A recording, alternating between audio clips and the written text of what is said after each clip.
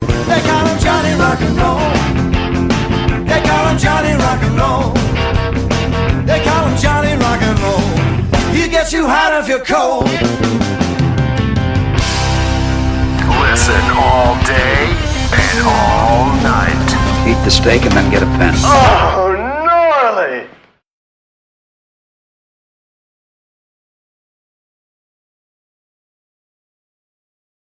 All right, so let me calm down. My name's Johnny Rock.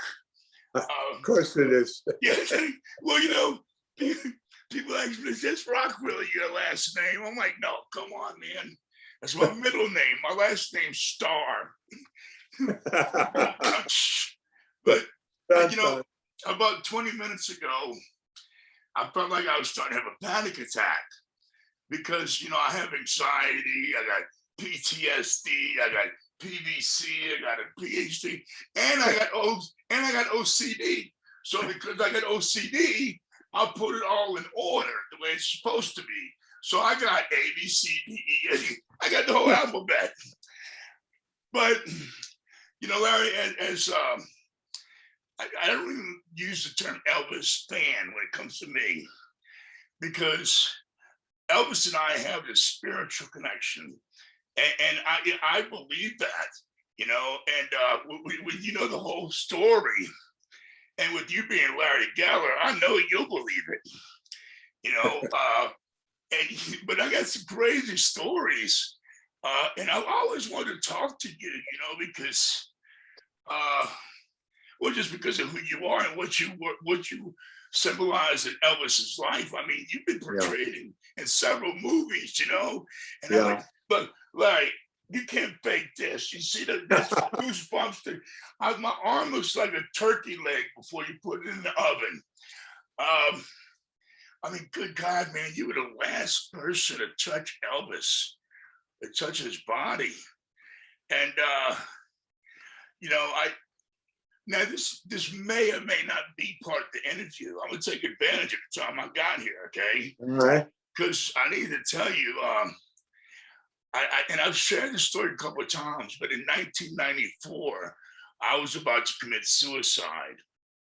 And it was New Year's Eve, and I was driving about 120 miles per hour down a main highway. And I had just snorted about almost a 8-ball of coke in one nostril. And I just got in my car. And so I was going to ram right into a pole and just kill myself. And I started thinking, man, if I could just talk to Elvis, you know, if I could talk to Elvis right now, I think, you know, but one, if it's possible, he'll talk to me, you know, he'll talk to me. And I knew that he studied that. So, and then I also remembered, you know, that on January 8th, that same year, this is New Year's Eve. On January 8th, there was a big party when the Elvis stamp came out. And I was the official Elvis in front of the Alamo. And, you know, I got to wear one of his actual jumpsuits, all kinds of, it was like huge. And I met a lady that day. She came up to me and she gave me her card and she said, and I don't remember her name. I think her last name was Hart, maybe. But she said that she was the psychic medium that the Presley family hired for the seance at Graceland. And I'm like, well, you see how you roll your eyes? That's what I didn't do it in front of her, but I did it in my head. You know? And there's like people everywhere. And, you know, Dr. Jarvis's brother was there. And so that's just Mama Fontana, the aunt of DJ Fontana's aunt, little Sicilian woman. She says, in the beginning, God gave us Jesus for love and wisdom. And then he gave us Elvis. And she was so sincere about it, you know. Said, yeah, God love her. But anyway, so I took a card, and I was like, "Nice to meet you." Well, that night when that happened, when I, you know, New Year's Eve, I thought, "Oh wait, that medium gave me her card. It's at my apartment." So I slowed the car down. When I got home, I found the card, and I called her. And it's like after midnight, I had just done the countdown. So, Happy New Year. And that's when I flipped out because everybody's hugging and kissing except for me. But I was God, it did the countdown, right? So anyway, I get home and I find a card, and I call her, and she answers the phone. She says, "Hello." I said, "Miss Hart." She goes, "Yes." I said, "Hey, Johnny Rock from San Antonio." She goes, "Yes, Johnny, is everything okay?" I said, "Can you tell me how I can get a hold of Elvis?" And that sounds like a crazy question. You don't ask people that, not out loud. Right. But she goes, "Yeah, sure." And so she's just telling me something, and what am I doing? So I'm listening to what she tells. She says, "Surround yourself with a lot of Elvis stuff." I look around, I go, "Yeah, I got that." So there's something about a candle and a certain color. I didn't have the right color, but I was close as possible. And she says, "Call me when you're done." I said, "Okay." So I did what she told me, and nothing happened. The room didn't get cold. I didn't see Elvis' head floating in the corner. I didn't feel nothing. So I called her back, and she answered right away. "Johnny." I said, "Yeah." She goes, I said, "I did what you told me, nothing happened." She said, "I know. I just talked to him." And I'm thinking, "Oh, yeah. Oh, are you still on with him?" I'm thinking, "Okay, yeah, go ahead." And she goes, "I just talked to him. And he said that he could sense you trying to get through to him, but that there was a barrier." And I said, "Well, could that be drugs and alcohol?" She goes, "Oh, definitely." She goes, "But listen, he's got something for you. Get a pen and paper. He's got a song for you." He said, "This is for you. You can do whatever you want with it." So here I'm like, wow, really? Elvis is going to give me a song from beyond the grave. And like, but I was all messed up and everything. So I'm right what she's saying, and I don't know what to believe. But as soon as those lyrics started, like within the fourth line, I was bawling because that was exactly what I needed to hear. And it filled up the page. And I even had to turn the page. I remember to write around the sides. And when she finished, he said that you do whatever you want with that. And I said, "Okay." And I hung up. And I got to thinking about that. I mean, did that really just happen? Now, if she's a renowned medium, and she's always when it's always whatever.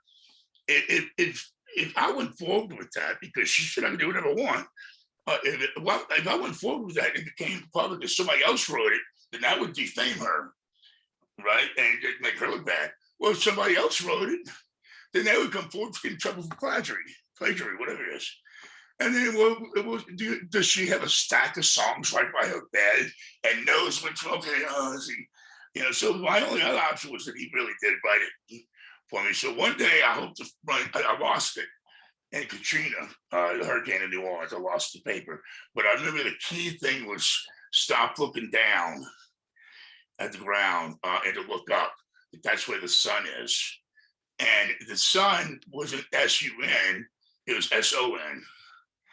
So anyway, I had to I'm like, man, I wonder what Larry Geller would think of that story, because when I tell people, and I don't tell a lot of people, but I have ended up telling it online. So, what do you think of that before we go on? Johnny, I've been hearing stories like this for 60 years now. Really? Literally. Like this, like the story I just told you. Yeah. Wow. But it's always a very beautiful, deep connection. Keywords like sun. Of course, yours was S-O-N. Uh-huh. Right? But all these stories that I hear, there's like a golden thread that goes through them all. And it's like people actually feel strongly. They were in touch with Elvis. It was Elvis. That's what people feel. It's amazing. It's amazing. Larry, I can feel it right now, all around my chest and around my back. It's like ice cold right now, but it's so cool. Okay. You know what's so interesting? This is what Elvis wanted. He wanted that kind of relationship with his fans, with the world at large. This is how he wanted to be perceived. This is who he felt he was. He knew he was a spiritual person. No question about it. So what you're telling me, wonderful. That's Yeah. what, look how it stayed with you. You're Yeah. still getting goosebumps. Yeah, I saw you. You wasn't It's rolling still your eyes. manifesting. Yeah, I did. Well, I was watching your facial expression because I know how to you learn how you know how to read them. So I was watching your facial expressions. So like, hey, do I need to stop or whatever? But it was the same thing like with calling her. And asking a crazy question like that. Hey, Yeah, you know how you get into the Elvis show. What? Yeah. So, man, thank you so much for coming on Oh, Radio. pleasure. So I'd like to just go to it again. And I think it was 1964, was it? Is that when you Yes. first met Elvis? Well, not the beginning. There's a genesis to all this. So we're on right now, I assume, right? Are we being? Is this being recorded? Yes, it's being recorded. Right. Okay. And this is going to air on August 16th. Okay. All right. Okay. So as we know, 1956, that was the year. That was the year that Elvis came on the scene, that the world became aware of him. Right. Locally in Memphis, in the South, he was already rising, but 1956, Heartbreak Hotel, and all the rest, hit after hit after hit. Not only that, he's 21 years old and he stars in Love Me Tender. So not only is he the biggest rock star in the world, and let's face it, there was no rock and roll before him. He comes on the scene and hands us on a silver platter rock and roll, and he becomes a major movie star. Loving You, King Creole, Jailhouse Rock, all happened in 1956, 1957. I was in high school. I grew up in Southern California, West Hollywood. One of my closest friends who lived across the street was Phil Spector. Wow. We used to listen to Elvis all the time. 1957, we heard Elvis is coming to town for a rock concert. Didn't exist. There was no rock concerts back then. But all I knew was I had to meet Elvis. I wanted to meet Elvis. I would go to parties on Friday night. I bring the guitar, and I did Elvis karaoke. I knew every lyric, every move, every nuance. I loved Elvis, just like you. Sound just like me, yeah. There was a lot of us, especially with your hair too. I'd stand in the mirror and do my hair, I even would put 2001 Space Odyssey on while I started to get, while I'm doing my hair, I'd put 2001 on. And by the time my hair was done, and that was my thing. Yeah. So we went to the Pan Pacific Auditorium in West Hollywood, and all my friends and I went.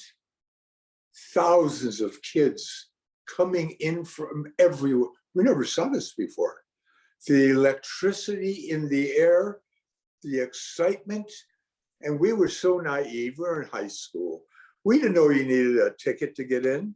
We thought someone would say, "Come on, sit with us," Yeah. Before we knew it, most people were inside. We looked at one another. What the hell are we going to do? I want to see Elvis. We ran to the side of the building. We tried to yank open a door. Didn't work. We went to the other side of the building, and I said, look, you guys, there's Elvis. And about 15 feet away, Elvis was standing there with his arms up like this, his foot on the grill of a car, and about 4 or 5 guys standing in front of him.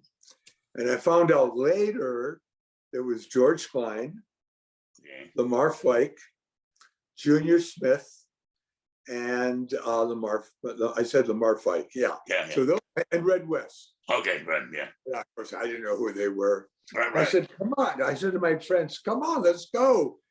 They froze. And I saw they were petrified. I said, well, I'm going. And I just beelined it to Elvis. And I was still in high school. I did hit my growth spurt. Elvis was taller than me. And I ran up to him and he looked at me and he put his hand out. He said, hi, I'm Elvis Presley. Hi, Elvis. I started to stutter. Hi, I'm Larry Geller. It is so great to meet you. I'm looking at that face, the hair, the sideburns, those lips. And he had this burning energy. It was so palpable. And the minute I said, it's so great to meet you, Elvis, one of the guys said, Elvis, you're on, man. They want you now. Come on, you're on. And Elvis looked at me. Well, you heard what they said, Larry. Got to go. Talk to you some other time. And he walked off. My world was rocked. I stood there in a haze. I was in the zone, the Elvis zone. Yeah, right. People are coming up to me, shaking my hand. Girls are coming up to me, put their, whoa, this was something else. Now, to get to when I really met Elvis, about 6 months later, I graduated high school, I entered college, and a friend of mine suggests that because I was only taking 3 units and I was going 3-4 hours a week to college, I was floundering. I didn't know what I wanted to do. And a friend of mine said, look, Larry, you're very good with your hands. You're very artistic. Why don't you think of becoming a hairstylist in Beverly Hills? You meet a lot of girls, you make money. And I thought about it and I entered beauty school, college. Went through the course, got my license a year later. Now we're in June of 1959. Okay. And I was going for a walk one afternoon where I lived in West Hollywood. And I saw this big stained glass window, which was kind of weird. In those days, people didn't have stained glass windows with symbols. And it was some kind of an Egyptian ankh, they call it. Okay, yeah. I didn't know. I walked in. And I walked in and I see hanging plants. I hear progressive jazz. It looked like a beauty salon, and yet it didn't. And it was a guy on a little stool hanging a plant up. He introduced himself. His name was Jay Sebring. Okay. Yeah, I know who that is, yeah. We started talking, and I told him, hey, I'm going to become a hairstylist. I'm going to be working in Beverly Hills. He said, no. I want to tell you something. This is not a beauty salon. This is a salon for men. Didn't exist in those days, Right. Johnny. Right. No way. Right. Men went to barbershops for like $1. Yeah, exactly. Yeah. But you know, Yeah. you walk in with dirty hair, you walk out with short, dirtier hair. Right. Yeah. He said, look, this is going to be a new industry. We're going to shampoo the hair. And he told me all the various things they're going to do. He said, I said, well, who's doing this with you? He said, I'm by myself. He said, why don't you join force with me, Larry? We're going to be pioneers. I said, sounds good. I'm going to try it. Yeah. Johnny, off the bat, immediately, our clientele was amazing. We charged $10, which was unheard of in those days. Frank Sinatra, Marlon Brando, Steve McQueen, Sammy Davis Paul Jr. Newman, Rock Hudson, Roy Orbison, Glenn Campbell, Mickey Rooney, Milton Berle. I mean, name the star Right. in movies, TV. It was amazing. Uh-huh. And I got a clientele right away. Everything was going beautifully. Sure. I was 20 years old. I'm making money. Everything was great. Now it's 1964. Try to get an appointment with us. And I'm doing some very interesting people. I'm doing Rod Sterling's hair, Peter Sellers, Roy so cool. Orbison, Sam Cooke. I mean, Yeah. wonderful people. So one afternoon, April 1964, my phone rings and I answer it. And the voice says to me with a Southern drawl, Larry, I'm sitting here with Elvis Presley. And the minute I heard the word Elvis, Yeah. because, come on, Elvis was then, let alone now, the celebrity of celebrities. Right. And hair. He had everything. Yeah. He was the perfect package. And he said, I'm sitting with Elvis. He wants to know if you'd like to come up to his house here in Bel Air, which is adjacent to Beverly Hills, and fix his hair. And I said, yeah, I'd love to. Yes. They gave me instructions. I packed my bags. I'm running out the door, and the receptionist says to me, Larry, Peter Sellers is on the phone. He wants you right now. I said, you tell Peter, I'll call him back. It didn't matter. It could have been Moses. Didn't matter. Yeah. Right. Go up to Elvis's house. This is 8 years after I first met him at the Pan Pacific. Right. Walk into his house, and someone leads me into the den. About a minute later, and I'm looking around, and all of a sudden Elvis starts walking with a group of guys behind him. He walks up to me with that same energy source, that same glow. He walks up to me, he says, hi, I'm Elvis Presley. Now I'm standing about an inch taller than Elvis. And I'm having a flashback. I said, hi, Elvis, it's wonderful to meet you. Of course, I didn't say a word, about it. He said, listen, why don't we go into my bathroom? You fix my hair, we'll talk. I said, great. Walk into his bathroom. And there was a little basin, a small little basin. He puts his head right into it. I put my towel and I turn the water on. At the salon, I have someone doing that for me. Yeah. I'm taking care of business now. Did she remember? I'm being very, very cautious. Yes. And I put the shampoo and I'm rinsing it out. I'm not even completely through rinsing his hair. And all of a sudden, Elvis picks his head up and starts rearing his head back. Water splashing everywhere on me. He's drenched. And he started to laugh. He said, hey, Larry, what the hell, man? At least it's clean. Come on, do my hair. Yeah, right. But here's the thing, Johnny.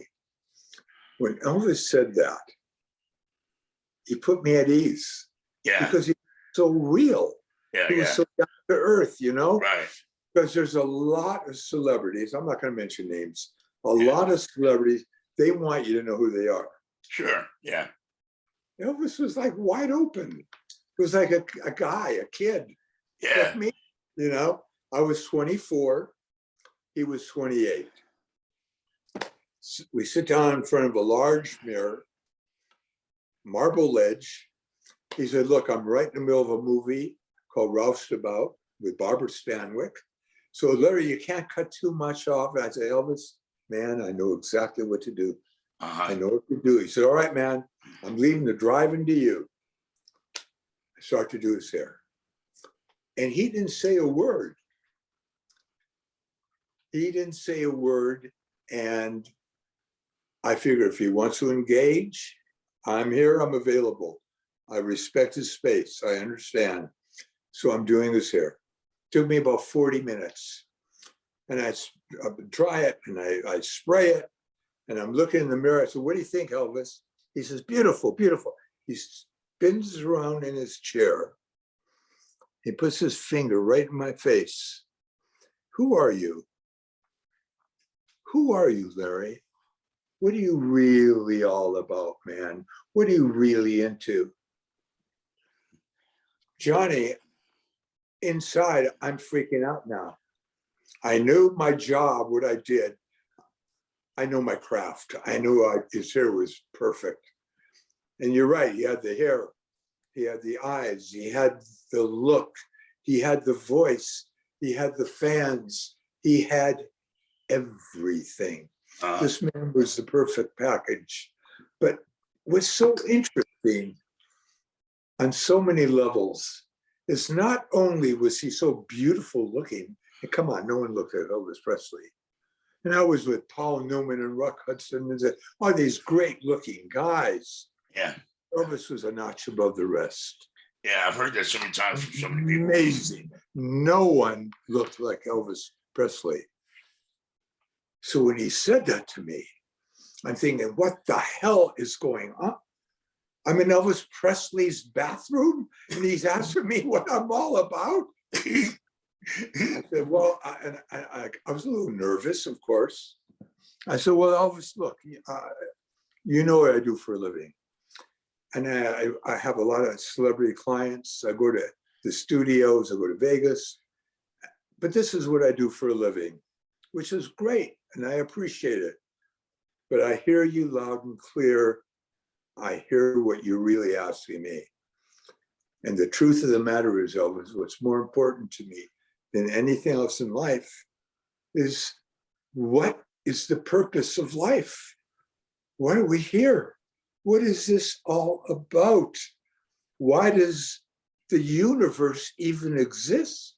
Where did everything come from? Yeah. What happens to us when we die? I said, is this all an accident? Or is there a master plan? Elvis, I read a lot of spiritual books of different religions, Eastern, Western, ancient, modern, I don't care. I absorb whatever I get my hands on. I became a vegetarian, and I meditate and I pray. But Johnny, let's look at the year we're talking about, 1964. And people didn't talk about these things then. Right. Today, turn on the television. Oh, this is what Oprah, this is what everyone's talking about. Yeah. Spiritual realities and meditation, and there's meditation and yoga things everywhere. But in those days, so I got I got self-conscious when I was telling Elvis. I said, Elvis, I read all these books and I do all this stuff. I said, look, wait a minute. I know who you are. You're Elvis Presley. You're the biggest star on planet Earth. This probably sounds corny to you. He said, whoa, wait a minute, man. You have no idea how I need to hear what you have to say. Please, Larry, you keep on talking. And I did. I told him about my early life, how I got into reading books, and how I got into my own search. And I told him my own little philosophy at that time. And Elvis said, man, Larry, I have questions just like you do, man. But I don't have anyone, these guys around me, they're not interested in this kind of stuff. He said, why was I, and he went like this, why was I plucked out of all the millions and millions of lives to become Elvis Presley? Why me? Why me? Larry, do you know that I have a twin brother? I said, Elvis, I do know. I know about your life. I have twin sisters and they're huge fans. They told me all about your twin brother. He said his name was Jesse Guerin, Larry. What would have happened if he would have survived? Because he was stillborn and I didn't make it. Would you be talking to him right now? What if both of us made it and survived? Would we be the Presley brothers? Larry, I have so many questions like you do. He said, you need to know where I came from. And Elvis started to open up. And he went back into when he was born. He said, Larry, I was born in a shack that my daddy built with his own hands. A hammer and nails. That's all he had. He said, you want to turn the light on? Go. You flip the switch. We didn't have a switch. We didn't have electricity. We had nothing. He said, you want a glass of water?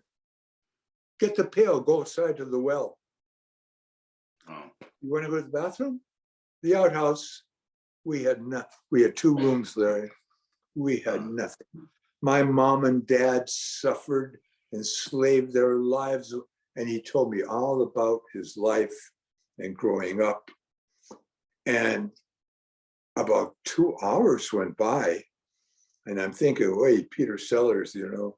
And I looked at my watch and I said, Elvis, look, man, Peter Sellers is waiting for me. He said, Peter Sellers, he is my all-time favorite. Because Dr. Strangelove, the movie, Right. about 6-8 months, a year earlier. And Elvis went in he started imitating Dr. Strangelove. He put his hand up and went like this and started imitating Peter Sellers. By the way, Elvis would imitate various celebrities. He did a Brando better than anyone I ever saw. Really? I had never heard that before. It's a new one on me. He was amazing. Wow. Elvis was amazing. So I said, I got to get back. And Elvis said, I got a great idea. Okay, go back. But go back to your salon and you tell Jay Sebring that you don't work for him anymore. You're working with Elvis Presley. Right on. He said, what do you think? Mm. Think. It didn't require any of this gray matter. So you he became said, part of what? You became part of his team right then. It's like Bam. everywhere. Just like that. And what he said to me, you meet me at Paramount Studios tomorrow morning, 8 o'clock, and bring me some of the books you're talking about. But here's what was really going down. He's offering me a position that is so extraordinary to become responsible for the image and likeness of Elvis Presley. Yeah. Movies, album covers, personal. I mean, this is something I never took lightly, absolutely. However, he was asking me something on a deeper level. He said, bring me those books. He's asking me to be a friend. He's asking me to share with him the things that I was involved with, what I was all about. He was looking for that in a human being. And thank God I was there at the right time. And my life hasn't been the same since. Oh, of course and not. neither was his. Right. Oh, yeah, absolutely. So that's answering your question of how I met Elvis. Right. And I know that I can tell already, you know, just to talk with you, you remind me of Tommy Chong, because when me and Tommy talked, it was like 2 hours like that. And Yeah. we hadn't even scratched the surface yet. When you click, it click. Yeah, right? yeah. You don't have to make anything up. You don't have to wonder. You don't have to doubt. It just flows. It's there. Yeah. I sensed that with you, of course. Otherwise, I wouldn't have went into my story right away. You know, but you know, I wanted to ask you this too, because this always got me, and it's not even really a movie that I started. Did you work on Fun in Acapulco? No, this is Fun in Acapulco, about a year before that. All right, because in Fun in Acapulco, he jumps off the cliff into water, and he comes up, and his hair's wet and straight down, and he starts climbing up the cliff. When he gets to the top, it's all fixed. So who Glad did you it? said that. Yeah, that was that's a blunder. Oh, without a doubt, that's a big blunder. My wife and I love to pick up blunders in various things. We do it all the time, like a lot of people do. It's the same here, yeah. But here's the thing. When we made 3 movies a year, and we did Roustabout, then Girl Happy, Double Trouble, Paradise Hawaiian Style, Spin Out, Frankie and Johnny, Easy Come, Easy Go, Clam Bake, Spin Out, all those movies. right? Yeah. We had to be at the studio every day at 8 o'clock, and we did. Elvis was full-blown professional. He never pulled that star crap. There's a lot of stars, you know, they're a little hungover. They come in at 9:30, 10 o'clock, right? Elvis made sure every morning, 8 o'clock. First order of business, I do his hair. Once his hair is done, then the makeup comes on, the makeup. Then we go to the sound stage. Now, all the guys that work for Elvis were very lucky because they got to be extras in all the movies. Right, yeah. And they made extra money. Yeah. And they, you know, but I wasn't allowed to because I had to stand there and watch every scene to make sure that his hair matched. And didn't do that. Right, yeah. And Elvis's favorite director was Norman Taurog, who made about 6 movies with Elvis. Norman Taurog would say, "Look, come with me and bring me up to the camera." He said, look at his hair. I want to make sure I don't want any mistakes. So that never happened on my watch. Right, yeah, I didn't think so. Yeah, I was like, should I bring it up or not? You know, but I've always no, bring anything up. Yeah, I've always wanted to you know, I mean, I always point it out to people, you know, but you know, you never hear about it. Nobody ever talks about that. You know, it's like, and so what? Elvis could be fighting, you know, and his hair ain't gonna mess up, and he'll go back into a song, you know, get right back into it. Yeah, right. So Colonel Parker. So okay, in this movie that just came out, which you know, I know that there's 2 more hours of footage that was cut out. Yeah. So because I know there was a lot of people left out, you know, and a lot of things. But you know, and I know some things were fabricated or exaggerated for Hollywood's sake. You know, I know that he never fired the colonel on stage. Did you see the movie? You saw the movie? So impossible. So unlike Elvis, he would never ever do something like that. Elvis had too much class. Right, but you know, I'm upset that they did that because see, the younger generation, they're going to see that as factual. So they're rewriting history. Yeah, they are doing that. Let me say something about this. Please do. I get every day, as you well can imagine, Johnny. Yeah. Hundreds, thousands of requests. What do you think of the movie? What did you think of the movie? And my wife and I saw it. I'm thrilled that it was made. Yeah. Thrilled because it turned the world onto Elvis now today, that in a way that could never have been. Right, so right. I'm very, very glad. And not only that, I'm glad about something else. The last thing that Elvis Presley would be a racist. And that came out in this movie. Thank you very much. Thank God. Yes, yes. I got a great story I'm going to tell you in a minute. Right on. Because earlier today, when I knew we were going to talk, I said, I want to tell this story to Johnny. In fact, I'll tell you now. Why not? Let's do it. Yeah. One day, it must have been around 1965, and every day, and even today, how many letters come into Graceland to Elvis? Right. Untold. Who knows? Wow. Yeah. In those days, thousands a week, literally stacks and stacks and stacks. Most didn't even have the address. People didn't have Elvis's address. Right. It would say Elvis Presley got to Graceland. Oh, absolutely. Or it would say Graceland.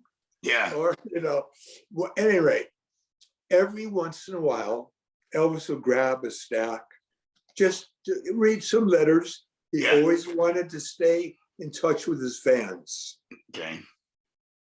So one afternoon, he grabbed the stack. We go upstairs. And what year was this? 65. Okay, go ahead. I'm sorry. We were in between movies. Okay. we made 3 movies a year. Right. We made a movie for a couple of months. We'd be in Southern California. And the very first thing that Elvis would do when the movie wrapped, get back to Graceland. All Get right. back to Graceland. Yeah, yeah. Spent a couple of months in Graceland. Every night at midnight, we went to the Memphian Theater and we would see the latest movies. So, meaning we would get out about 4 or 5 in the morning, go home, go to bed. When we made movies, we would wake up at 6 o'clock in the morning. So we had the best of both worlds, you know. Right, right. Any rate,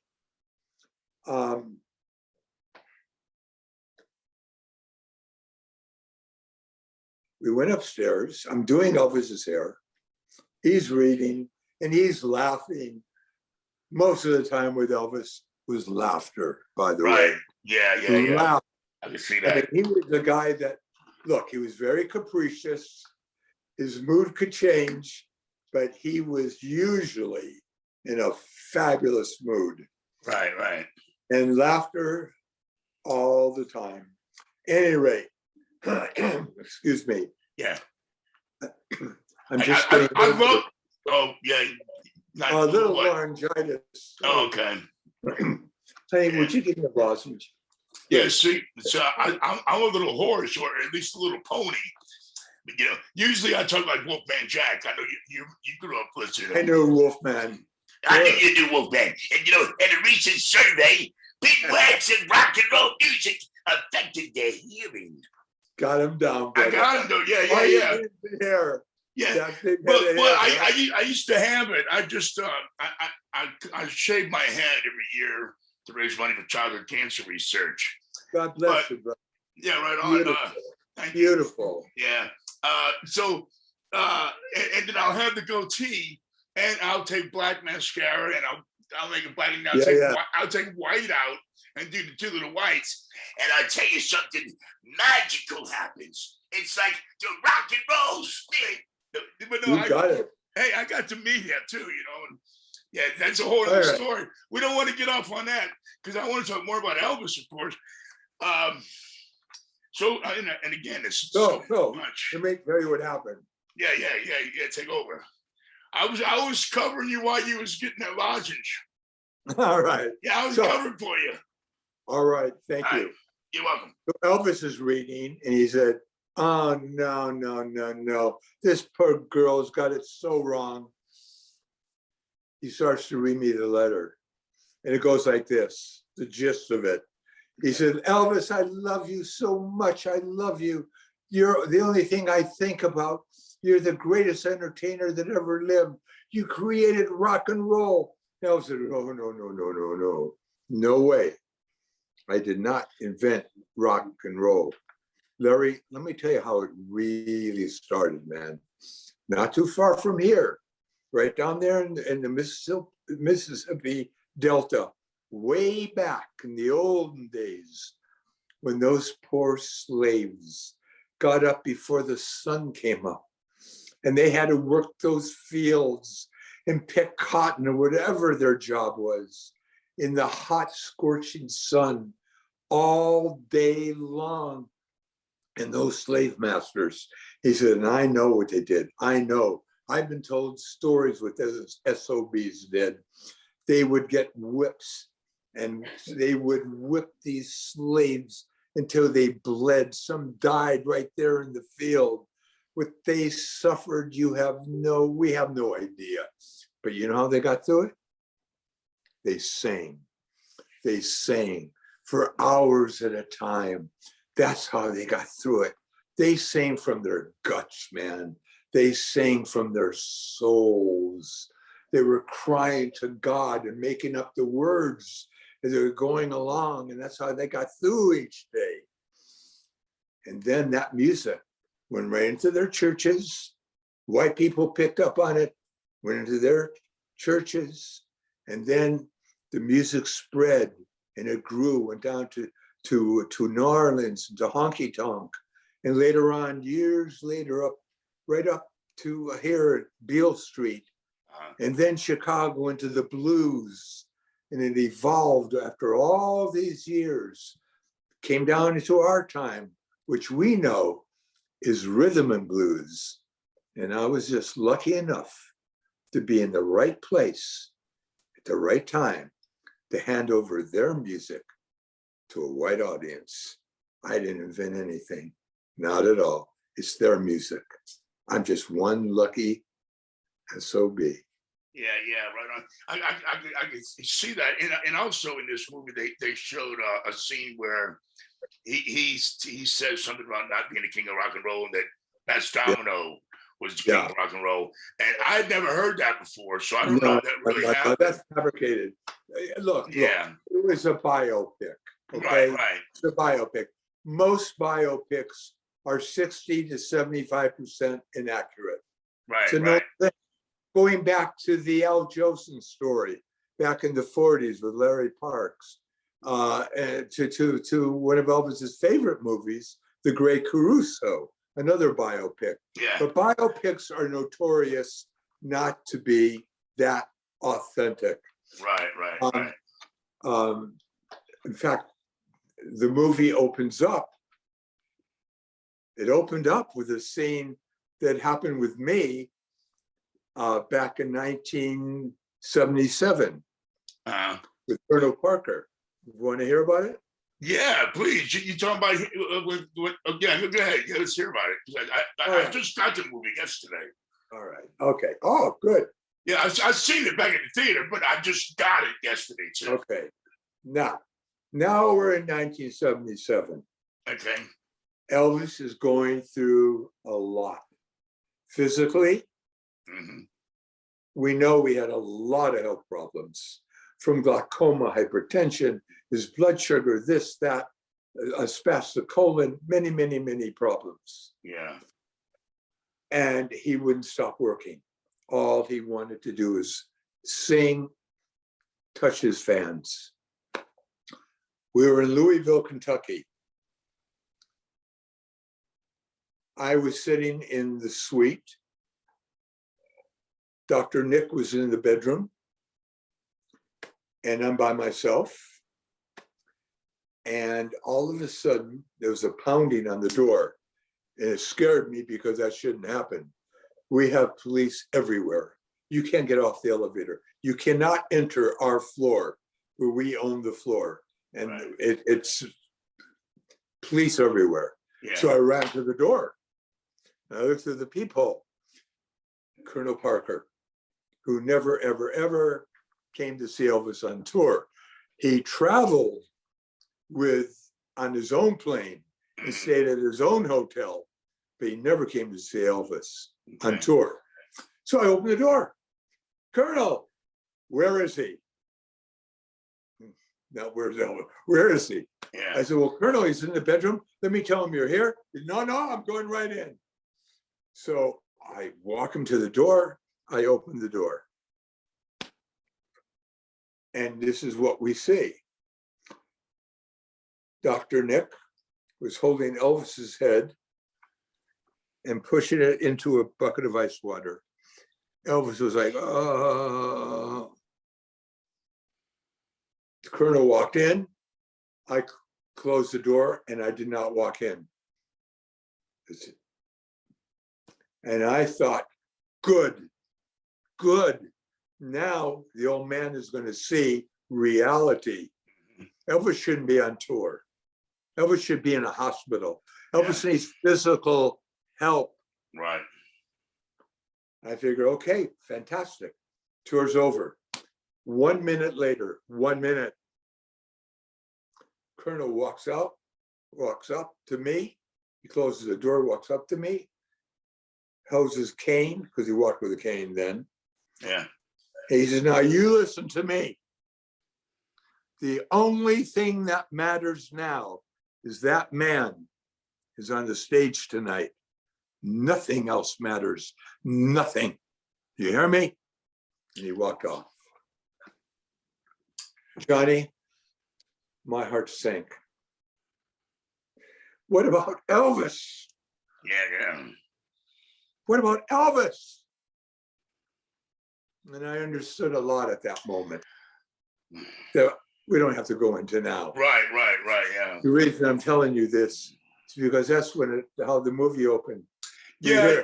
You got, but this is how they took it from my whatever. Yeah, well, in the movie, he's in a hallway, and you know, exactly. It's funny that you shared that story because that was a question from a listener. Frank LaRosa wanted me to ask you that. How authentic was that scene? Because he had heard that it happened in a bedroom. Right. So it was in a hotel. Well, thank you so much for sharing that story. Of course. So I'm so thankful for that movie coming out. Sure. You know, it's beautiful. It's so many people. You know what's going to happen here? People say to me all the time, Larry, come on, what was Elvis really like? Right. Yeah. And you could read every book from every person. Yeah. You can look at the movies. You can do whatever you want. You want to know Elvis? Listen to him sing. Listen to that voice. That's how you connect with Elvis. Right on. And people say, I feel like Elvis is singing to me. Yeah, that's the magic. That's what it's about. So, God, right. What is your favorite? People ask me the same question. I don't even know why I'm asking you. What is your favorite Elvis song? I can't answer that because I always, you know what it is? It depends on my mood. Put something on, that'll be my favorite. Yeah, right. My mood changes. And, you know, there have been times when, you know, you get depressed or pissed off or whatever. Listen to Elvis. Your whole mood will change. Right.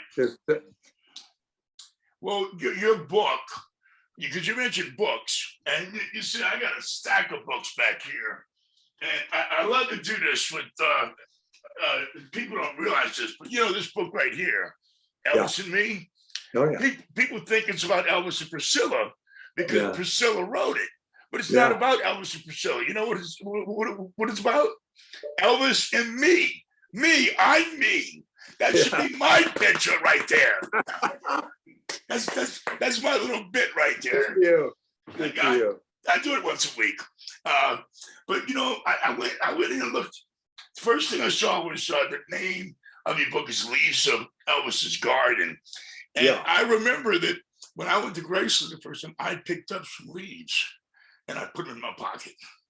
You know, because they didn't say anything about don't pick up the leaves. I never saw one sign saying don't take leaves. Right. I also got a little piece of gravel from the wall, which it was already loose. But I like, there's a line here.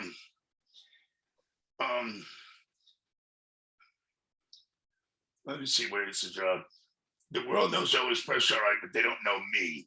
Exactly. I want them to know me, the real person. Right. I'm counting on you. And that's still not, it's still not the word. There was something where I saw it. Oh, here. You probably think you know all there is to know about Elvis Presley. And that was like me. I'm like, somebody starts telling me, I'm like, all right, go ahead. And I'm starting to notice now, I'm starting to hear the stories I've never heard before. I'm starting to see photos that I've never seen before. And he's already been gone 45 years. How could there still be more that we haven't heard or seen? And, you know, so I quite amazing. Yeah, when did you release this book? By the way, yeah. The name of the book, let me back up. Okay. Graceland is the matrix of the Elvis world. It's the center, okay. Right? All right.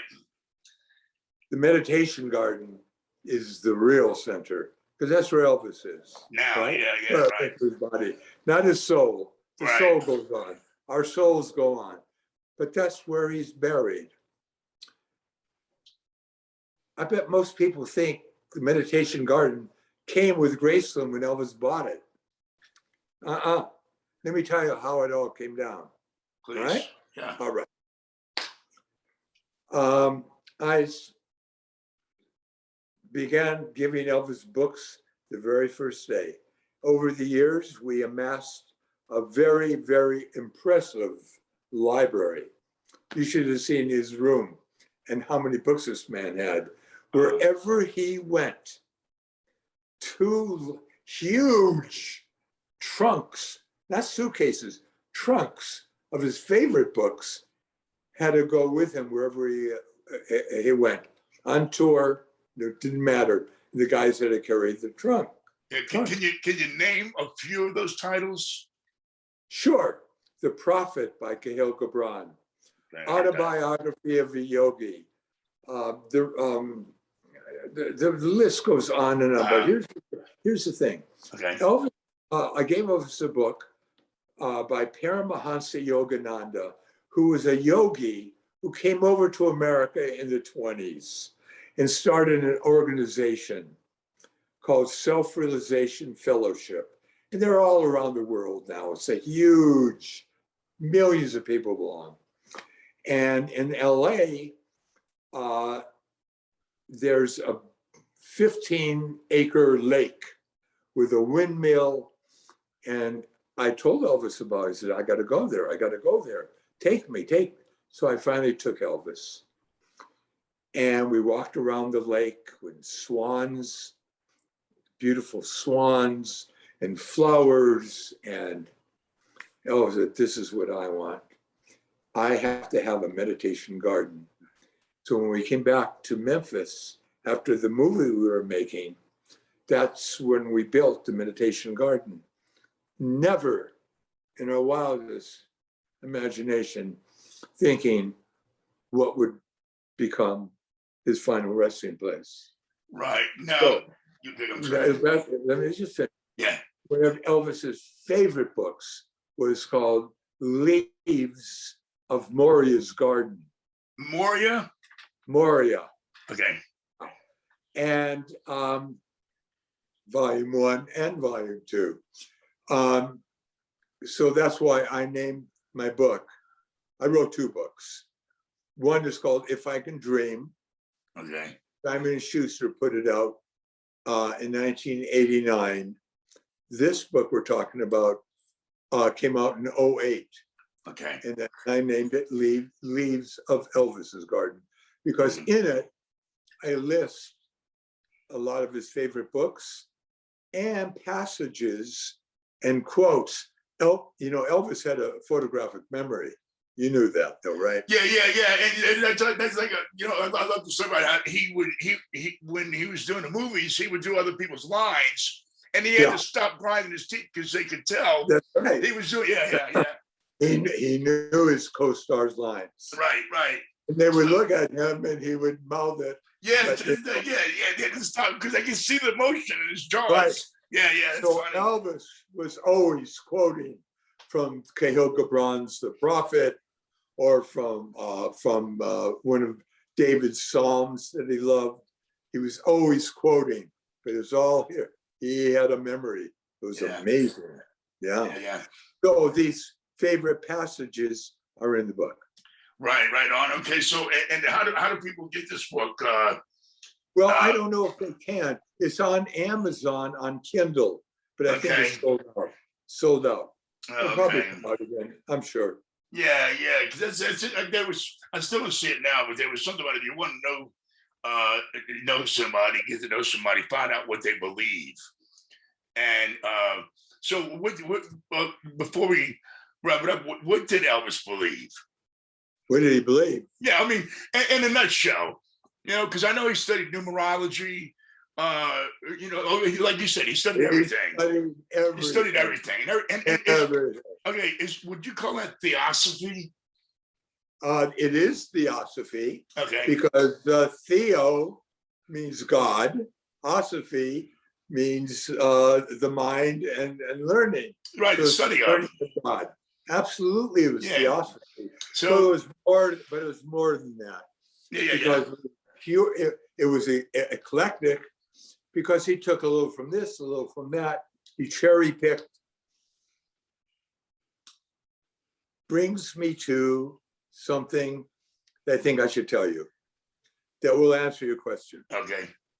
Because I think this might be the best way. Right on. And there's so many different approaches to answer anything. Right, of course. But what people want are stories that actually happen. Exactly. Authenticity. Sure. Authenticity. Mhm. Yeah. So Elvis, I was working with Elvis now. When I say working with Elvis, it's 24/7. That's it. Yeah. You're working for Elvis. You were there. So it was about 6, 8, 9 months later. And at that point, all the guys in the group couldn't understand the change Elvis was going through because Elvis started reading books every day. Every day. Elvis wouldn't walk into a room without a book in his hand. Wow. Literally. Mm. So we were in Memphis. We had to go back to Hollywood to make a movie. And Elvis didn't want to leave Graceland. And I'll never forget, I'm doing Elvis's hair. And it was about 9 o'clock at night because we only drove at night. Elvis drove his Dodge Mobile home. Okay.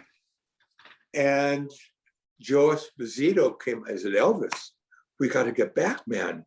We're late. Come on, they're waiting for you in Hollywood. We can't do this. We're going to have to drive straight through. Don't worry, Joe. Don't worry. We're going to go. We're going to go.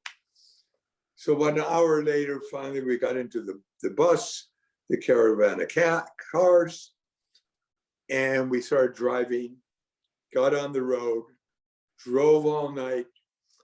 The next night, we were in the panhandle of Texas, Amarillo, and Elvis drove into a motel. And Joe Esposito said, Elvis, what are you doing? We can't stop, only for gas. We got to get back. I was, no, we're good, we're good. All I need is an hour. I just got to freshen up. I need to take a shower. Just get a room for all you guys and get me the room next door. Okay. So we all went into our room. Elvis goes into his room. The phone rings. Esposito picks up the phone. Said, okay, but don't be long, Elvis. We got to go. He said, come on, Larry. He wants you. He's got to talk to you. Don't get into a conversation with him. We got to. Oh, yeah. So I walk into Elvis's room. He said, Larry, I read every book you give me, man. I love it. This is my life. This is what I'm all about. I'm all about God. And this is what we're all supposed to be doing. We're all supposed to be growing as human beings. But I have to ask you something. And I need you to tell me the truth. All these books I read from all these different religions and different masters and rabbis, and they all experience God. They're all having these exalted experiences.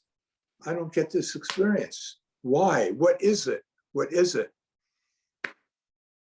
And I said, well, Elvis, look, man, what you're reading in these books are wonderful, wonderful truths. But all of us have got to surrender to God. We got to let go of ourselves. We got to forget ourselves. We got to put our egos aside. We got to talk to God and say, God, I am nothing without you. You're everything. Show me the truth. Show me the way. That's the only thing I can tell you, Elvis. Talk to God. Tell him how you feel. Yeah. Okay, man. I hear you. I hear you. Let's hit it. Do my hair. We'll get on the road. So I did his hair. Get on the road. We're traveling all day, all night, and we haven't slept in several days now. Now we're in the Arizona desert. And for about an hour or two, Elvis was very quiet. And we're all looking at the clouds in the sky. I'm sitting shotgun, which I always did on these trips. All of a sudden, Elvis said to me, look, do you see what I see? And I look, I said, oh, wow, yeah. And he said, what the hell is the face of Joseph Stalin doing in the clouds? And I started looking at the cloud, and all of a sudden it started to diffuse into a little fluffy cloud again. So I didn't know what was going on. Yeah. I looked at Elvis and he went, oh, like that. He pulls the bus over. Now in our bus, because we have a caravan of cars behind us with the equipment and the wardrobe, blah, blah, blah. In our cab was Red West, Jerry Schilling, and Billy Smith. Okay. And I'm sitting in it, but they're behind us. Elvis said, Lawrence, come with me.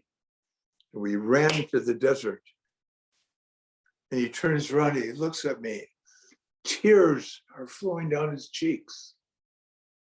And he grabs me. I love you, Larry. I love you, man. You're right. You're right. You're right.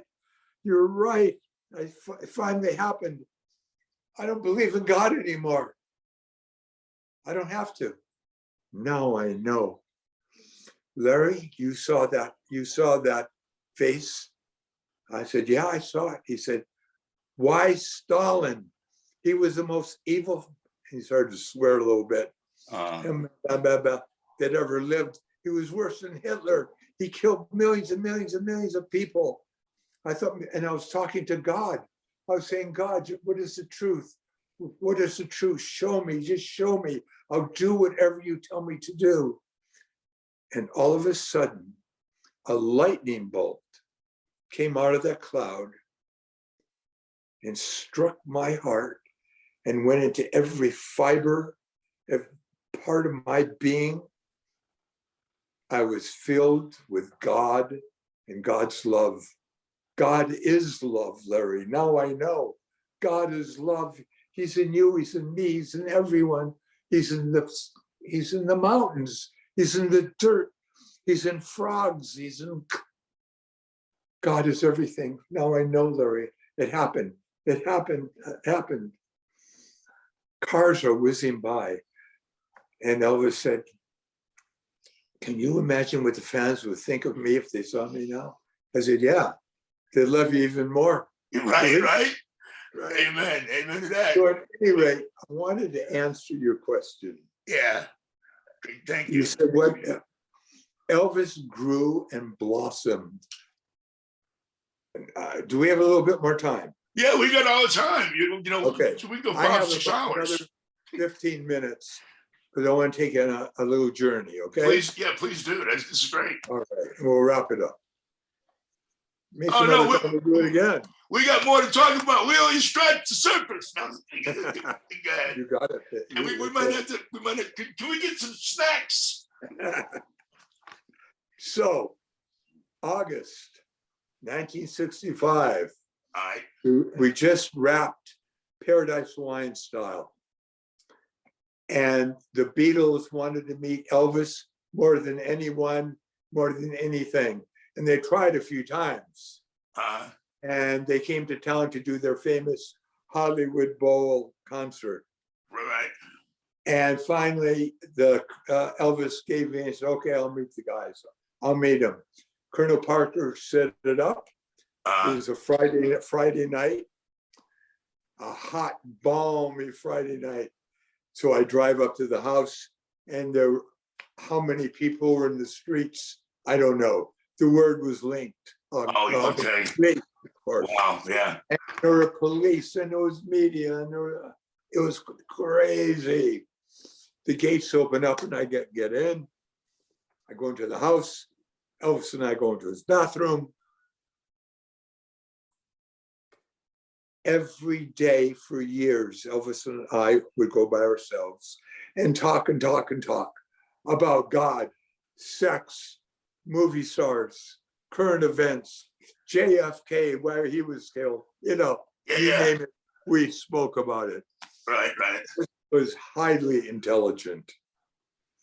But this night, Elvis sat there wearing his bolero shirt, and he looked magnificent. And he's sitting there and he's just staring, pensive, into space, looking. I knew why. I knew it was, obviously I knew. I'm doing his hair, I'm doing his hair. And he goes, man, I know those guys are at, I know those boys are coming from. I love their music. and I respect what they're doing. What the hell am I doing with my life, Larry? What am I doing making these stupid, silly, teeny bopper movies that don't mean it? It's the same old flick. All they do is change my name. They Yeah. change my name and they change the set. It's the same story. Right. Same story.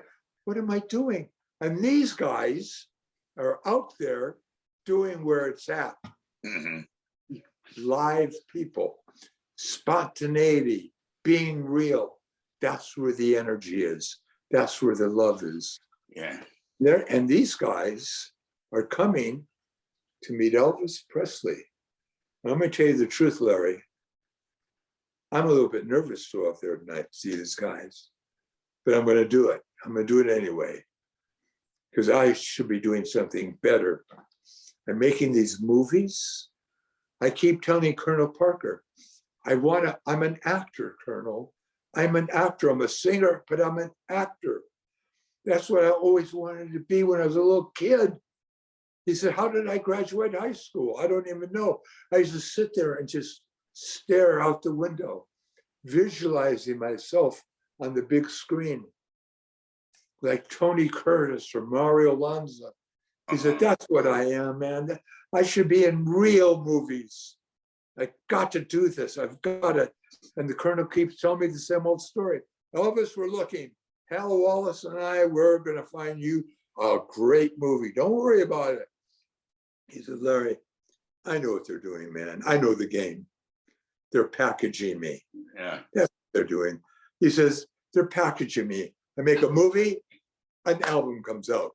RCA makes millions. MGM, Paramount, they make millions. He said, look, don't get me wrong. Yeah, I make money, of course. But I'm an artist. I have a heart and a soul. Yeah. I have a mission in life. I'm here to do something.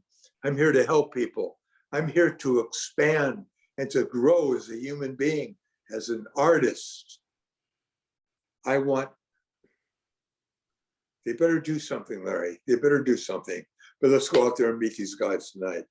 Yeah. We do. We go out there. About 30 minutes later, we hear a screaming. The Beatles come in with their manager, Brian Epstein. We had one or two guys with them.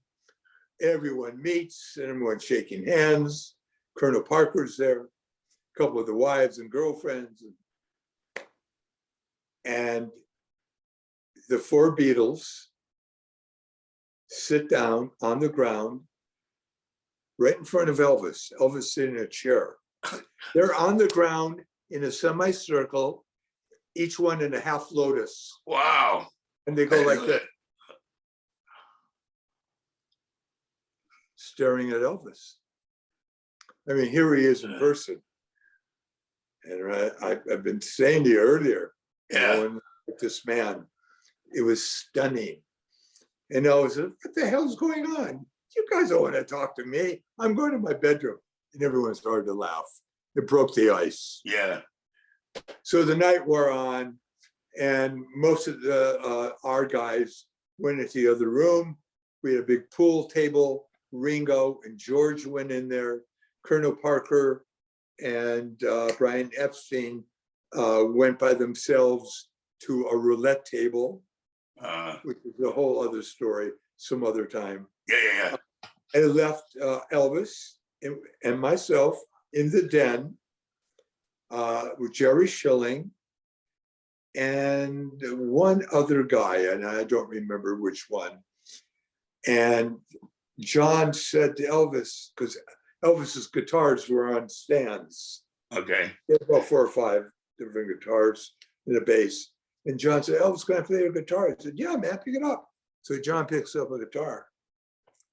So Paul said, Elvis said, yeah, Paul, go on, man. Elvis turns around, picks up his Martin.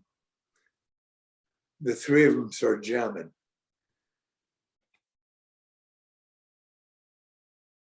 And I'm sitting there and I'm thinking, in the space-time continuum, in infinity, there's no better place to be.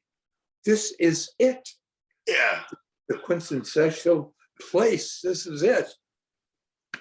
And then they started singing a couple of songs together. Went on for about 20 minutes. Okay. John said, Elvis, I got to tell you, man, if it wasn't for you, we wouldn't be here. There'd be no Beatles. I pick up the guitar because of you. Paul said the same thing to Elvis. And how many celebrities do we know? How many singers, from Bob Dylan to Bruce Springsteen to so many? They got into the business because of Elvis. Right, exactly. Look how many guitars started to be produced. They couldn't even produce the guitars in the 50s. Yeah. Anyway, so that was an extraordinary night. Sure, yeah. Wait, because I'm leading to something. Yeah, I'm with you. We leave town about a week later to go back to Memphis for a couple of months. We get in the Dodge mobile home. Elvis is driving it. I'm sitting shotgun. We leave around 9:10 at night, caravan of cars of our guys. And we're in the Arizona, New Mexico desert. It's about 1, 2 in the morning. And as we're driving, in those days, obviously, there's no cell phones. There wasn't cassettes. Right, yeah. There were eight-track cartridges. Yeah. That's all we had in those days. And Elvis loved Roy Orbison. Yes, I heard that, yeah. And he knew that I used to do Roy's hair. At any rate, Elvis had the best of Roy Orbison. Slapped it in, pitch black. We're driving in the middle of the night and hear Roy Orbison singing Only the Lonely. Wow, I can picture that. Picture this. Elvis sings with him. Oh, man. And I'm sitting there. Yeah. Believe it. I mean, what? Elvis and Roy Orbison singing the right? And it's only being recorded right in here. Well, I got it here, but Yeah. man, that moment, talking about exhilaration. At any rate, the song's over. Elvis turns down the music. He looks at me. He goes, I got it. I know what I'm going to do. And he begins to tell me that he's going to create an album by himself. And it was called How Great Thou Art. He said, this is my album. I don't want RCA messing. I don't want Colonel Parker. I don't want, this is going to, and for the next 6, 8 months, Elvis listened continuously. Charlie Hodge and Red West would bring him albums from the 40s and the 50s, the old black artists, the Jubilee artists, the real gospel. And Elvis finally selected every song on that album. Okay. So it's like 1966. And we went to Nashville to RCA to record. We were staying at the Albert Pike Motel. We were in Elvis's suite, getting ready to go to RCA. It was about 8 or 9 at night. Only record at night. And Elvis said, listen, you guys, you all go down to the car. Larry and I will be down in a minute. We have to talk about something. So they all go down to the cars, you can imagine. Yeah. I can see it. So now Elvis and I are there, and Elvis said, all right, listen, Lawrence, let me tell you what's happening here. I'm not going to sing rock and roll tonight. This is not some of that crap movie songs they give me for these movies. This is God's music. This is the real thing. My point is this. I'm not getting out of this chair. I'm not using this voice until I hear that still, small voice within me. I want to hear the voice of God within me telling me that I'm ready to do this, that I can do this. Not my ego. I want to be pure as possible. turn the lights down. Let's pray. Let's meditate. So we had this little prayer that we would say, and we prayed and meditated all the time. And we meditated, I would say about 11, 12, 13 minutes most. Okay. And all of a sudden, I heard Elvis say, I'm ready. Let's hit it. We went to that studio. And that's where Elvis won his Grammy. Yeah. Can I tell you one more thing? We'll wrap it up. Oh, absolutely. Because Elvis said to me that night, he said, Larry, this is God's music. People, if one person can hear this, if it could help one person, then I will have done my job. Mission accomplished.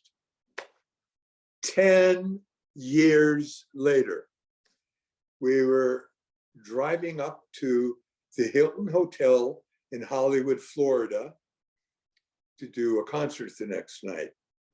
We get out of the vehicles, go into the hotel, and there were 1,000, 2,000, how many people, I don't know. I didn't count. People are screaming and screaming, of course, Elvis, Elvis, Elvis, Elvis, Elvis. And some girl says, Larry, hi. And she was an Elvis fan with a cap on. Elvis, Elvis, Elvis, Elvis, Elvis, Elvis, Elvis, Elvis, Elvis, covered with Elvis. Buttons and banners and pins. I said, hi. I don't know who she was. I used to see her. I didn't know who she was. I go to my room, I unpack. I go downstairs to the restaurant and I see her. And I was so curious. I asked her, I said, would you like to join me? She got all flustered. Yeah, I'd love to. I said, the reason I'm asking you to sit with me, I want to know your story. Why are you covered with Elvis? She said, well, Larry, you could see by looking at me that I'll never have children. I'll never have a husband. And she had, Johnny, the most gorgeous face, the most angelic blue eyes. From the waist down, it was obviously, she was challenged. She told me that when she was 8 years old, she fell down a flight of stairs and her back broke into many, many pieces. She said, Larry, this is how I grew up. Doctors and shots and pills and drugs and pain, no friends, no nothing, no life. And I became a teenager and I live for what? I didn't want to live. I had all the, doctor gave me whatever I wanted. I had all the pills in the world. I wrote a note to my family to explain to them why I had to check out. And my radio was on, and all of a sudden, I heard Elvis Presley singing How Great Thou Art. And I became hysterical, and I became uncontrollable, and I fell down on the floor. And I kept twisting and turning, and my body was spasmodic, and I cried and I cried, and I felt that God loved me. And I had to live for Elvis Presley. That's why I'm here. And I said, oh my God. And I told her what I told you, what happened 10 years earlier, about Elvis, about that album, what Elvis said of one person. I said, darling, I know that Elvis is waiting for me. I have to go. Thank you. I'm going to share your story with Elvis. She said, you are? I said, oh, you better believe I am. I walk upstairs. Johnny, I swear to you, as we're talking in my mind's eye, I can see Elvis in his blue robe. He always wore a blue robe, blue hood. And Elvis was looking, because he was on the penthouse, and the drapes were closed. And he was looking down, and there were fans downstairs. He was looking at the fans. I came in, Elvis turned around. Elvis, you got to listen to me. And I told them, tears, man. Wow. Oh, man, I didn't hear that, Lawrence. You have no idea, son. I needed to hear that. Thank you. Thank you. Wow. So, Johnny, you're one of the lights in the Elvis world. Mm. You have a great show. I've heard your show. Oh, many thank you. Thank you. I had no idea. People, they respond to you so beautifully. They You mean do. a lot to a lot of people. So I'm saying this just in terms of our relationship, but I'm thanking you for inviting me, especially this week. Yeah. This is going to be on the 16th. And Elvis loved his fans. He Mhm. loved his fans so much. And, you know, I wish this would have come out more in the movie, and Elvis's generosity. Yes. Yeah, if you came, let's say you came over to the house, That's a whole show in itself. Yeah. I Go ahead. guarantee you would not have left without a new car or a watch or a ring or something. Elvis would have given you something. Yeah. Yeah.